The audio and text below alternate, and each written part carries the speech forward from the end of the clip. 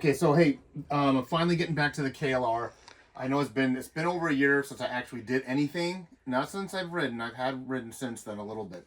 So looking at this KLR, this is a Gen 1, 2000. I forgot the year now. I want to say 2007, 2008. Yes, this looks exactly like the Adventure Van KLR that I've always been using. And you'll notice it is the same year, same color pattern, but this is not the same motorcycle that I took on Route 66, that I did the Gold Rush tour, or anything else. As you guys know, I blew the engine on the original KLR. But a couple of footnotes really quick. I bought that first KLR for $2,500, and it had about 1,000 miles on it. I put, from that 1,000, I think now it was rating around 30,000 miles. So I put like 29,000 miles on that bike before it blew. This one I got for about 1,800, and this one has 14,000 miles on it.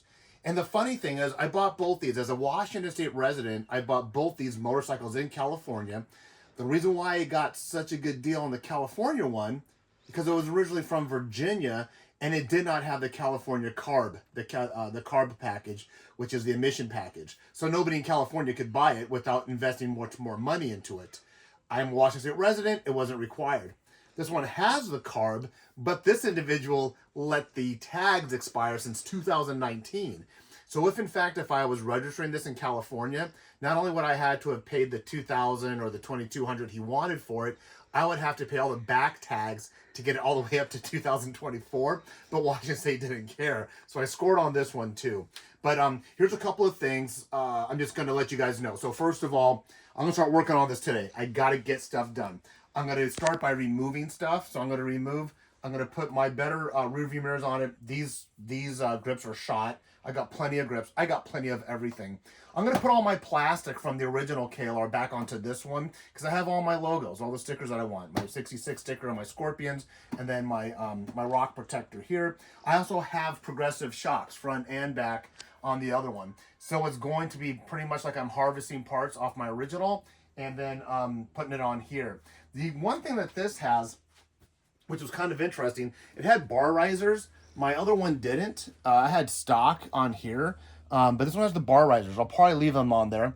But I also noticed something different, or the same thing.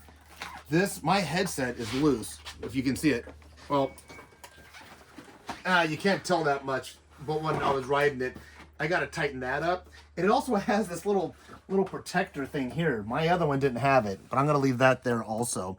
So what I'm going to start today, ironically too, I have 3 sets of wheels. This set of wheels, my other KLR set of wheels, and I actually bought a second set for tread purposes because I was really getting into the dynamic of if I wanted to use the KLR predominantly on the dirt, I would change the sprockets, get a different ratio on my sprockets, and I'd put more aggressive tires on it. But when I was doing my highway riding, like if I was going just on the highways when I went up to Canada, I put more of a street tire on it, and I did change my gearing ratio, my sprockets. But let's go back to I have to maneuver through all this. Let's go back to I don't know if Julie can get around and see it, but this is the CARB. This is the emissions package here, this little box. People do take them off to try to gain a couple more horsepower. I'm not going to mess with it. But this is the CARB compliant for the emissions package that my other KLR did not have, but this one does. This one does have. And so let's go back. Then I got some of my other components already here. I'm putting on the Happy Trails skid plate because this one has the stock one. But then I'm gonna walk around. This is my daughter's Suzuki. I've talked about that before. But I'm gonna show you what the original KLR, how that's looking.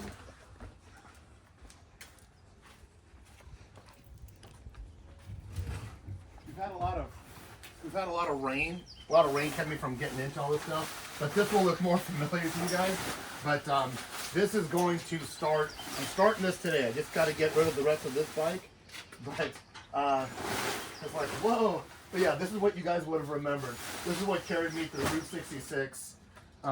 There's the engine. We've talked about the engine being blown. But another component, I got to get this bigger brake. This whole wheel's going to come with it, which it has an adapter caliper in the back. So these are the stickers. This is what I want on the other one. I'm going to keep the majority of this bike when I part it out for extra parts, but I'm just going to get rid of the engine. And I might even keep the frame. It'll be easier to pack. But all this stuff that you guys are familiar with from my other videos, the handguards are gonna come off of it. I mean, a lot of it is. This is my Happy Trails protective rack. The gas tank's in the back, and if you look at it, it's the same color gas tank. Let me move this out. So this is what I was saying. These two motorcycles are exactly the same make, model, year. They're Gen 1s, but gonna keep this gas tank. So I have two gas tanks. I'll have two sets of tires. If you, I was talking about the knobbies. This is a more aggressive knobby for the dirt, but I actually have another set. So I'll just work it out. I just wanted to show you guys where I'm at with it. So I know this looks crazy how much this is stripped down. It doesn't look as bad. It doesn't look as bad. It's not as bad as it looks, everybody, but I'll be able to manage this. I have done everything to these motorcycles that you could possibly think of. And that's one reason too I stayed with the Gen 1 is because number one, I'll have a lot of the accessories I can just throw on it. It's a cheap bike to buy. I've been all over with it. I've never been disappointed by it, and I can work on it. I mean, I'm looking at it. I've done brakes. I've done fuel. I'm not that great with electrical. I'm gonna have some of my buddies help me with electrical. I'll probably salvage the carburetor. I'm gonna take this carburetor and clean it out. Learn more about how the carburetors work. That's something else too. The Gen 3 went to fuel injected, and I kind of like the working on the carburetor. But that's it. I'm gonna wrap it up for now. Send this video out. I will kind of give you guys updates. But now you see the difference. That one's fully operational. The one that's in the garage, that one will drive away right now. I just want to get some components on it before I start taking some long rides. All right, thanks for tuning in, guys. Sorry it took so long, but I'm getting on this as soon as this video ends. Bye.